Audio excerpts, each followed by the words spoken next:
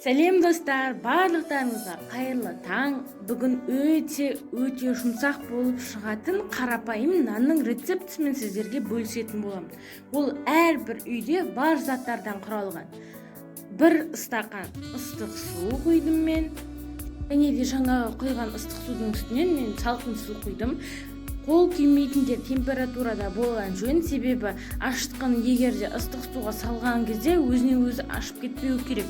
Егер қатты ыстық суға елейтін болсаңыздар, онда ол ашытқы қатты ашып дәміне өзгеріс беруі мүмкін. Сондықтан жылы температурада болған жөн. Қол күйдірмейтіндей температурада болған өте жақсы. Міне менде мына жерде 2 шай қасық дрожж, ашытқы және де жарты шай қасық тұз болатын. Енді олар жақсылап араластырып, осыны бір келкі болғанша араластырып, бетін осындай жылтыр қағазбен жауып 15 минутқа қойып қоямыз. Міне өздеріңіз көріп тұрғандай бір келкі болып жабылуы тиіс, еш жері ашылып қалмасын. Өзі осындай бетіне буы шығып бастайды. Сол кезде 15 минут өтті деген сөз. Уақытты қарап отырыңыздар.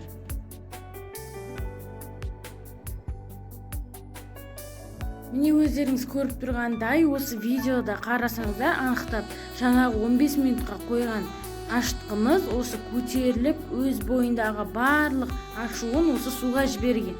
Содан кейін үлкен қасықпен, кәдімгі тамақ ішетін үлкен қасықпен 4 қасық етіп сұйық май құямыз. Жақсылап араластырып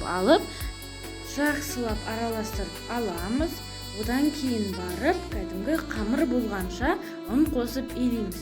Ұнды көп қосып жібермеңіздер. Егерде ұнды көп қосып жіберетін болсаңыздар, ол қатты болып бірікпей қалады. Немесе осындай қатты болып ұнды көп қосып жіберген болсаңыздар, онда кішкене сұйық майдан тағы қосып жіберіңіздер.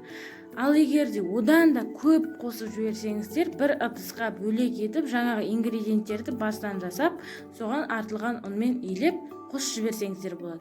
Негізінде осы ұнды қоспас бұрын жақсылап араластырып алыңыздар. Одан кейін оны 3-ке, 4-ке бөліп қосыңыздар. Сол кезде өзінің мөлшері белгілі болып тұрады. Қамыр болатын кезде және де сұйық болып тұрған кезде өзі көрініп тұр. Видеода анықтап қарасаңыздар, мен вилкамен жасағанмын. Ешқандай миксер, ешқандай винтик керек емес бұл жерге. Кәдімгі қасықтармен де, вилкамен де жасай берсеңіз болады. Менде міне өздеріңіз көріп тұрғандай қамырым дайын болды. Жан-жағына жағылып қалған ұндар немесе жаңағы сұйық ингредиенттер болса, оның барлығын осы қамырмен жан-жағын бәрін тазалап алыңыздар.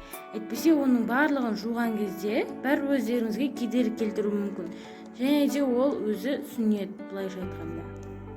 Сосын міне дайын болған қамырды бетіне кәдімгі пленка кигізіп, осылай 40 минутке немесе 1 сағатқа қойып қоямыз. Мен кадрға түспей қалыпты, мен көпшікке орап қойдым кешірек ашытқаннан кейін. Егерде күн жарықта ашытсаңыздар, онда күннің шұғыласына да қойып қойсаңыздар болады. Табаны мен кәдімгі сұйық маймен майладым. Менде 2 табаға арналған кәдімгі тесто шықты. Мен осыны ерте бөліп, дәл осылай табаларға салдым. Табаға салғаннан кейін 5 минутқа жауып бетін майлықпен болсын, бірдемемен болсын жауып қойған жөн. Себебі ол өзінің біз қолмен басқан кезде оның бүкіл жоғарыға көтерілген тығыздығы кетіп қалады. Сондықтан оны 5 минут қойып қойсаңыздар, ол қайтадан ісінеді. Содан кейін жақсы жұмсақ болатын болады. Ал егерде қатты жұқа қылып жіберсеңіздер, қатты болып кәдімгі кептірілген наннан да қатты болып кетеді. Міне мен осыны 200 градуста 40 минут пісіріп алдым. Одан кейін міне осындай 72,5% сары майды бетіне ала-сала, табадан ала-сала жақтым. Себебі жақсы сіңіп тұрса май, сол кезде ол өте жұмсақ болады. Кәдімгі айтқанда булочки сияқты болып тұрады. Осындай жұмсақтықта болады.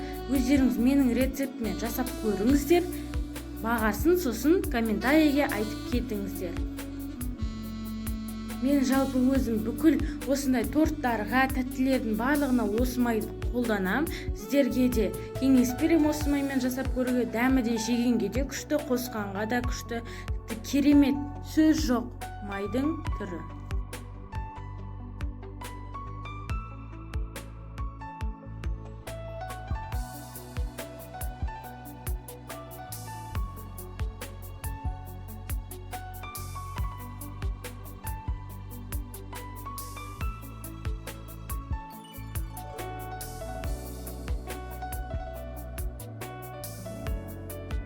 Міне өздеріңіз көріп тұрғандай екі түрлі пішіндегі менің нандарым пісті, сап-сары болып, керемет болып пісті.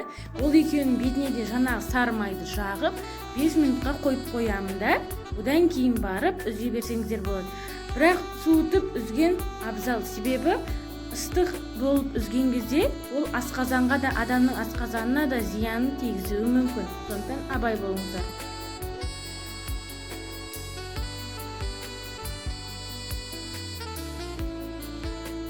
Міне өздеріңіз көріп тұрғандай екі нан да пісті. Дәл осы рецептпен булочкиді де гамбургердің тестасында жасауға болады. Өте жұмсақ болып шығады. Сөз жоқ, тіпті сөзім жоқ осы нанға. Өзім риза болдым. Және де осы рецепт сіздердің кәделеріңізге жарасын. Сіздермен болған Әсел Алшоуразқызы. Тіркеліп лайк басып, пікір қалдыруды ұмытпаңыздар. Ас болсын!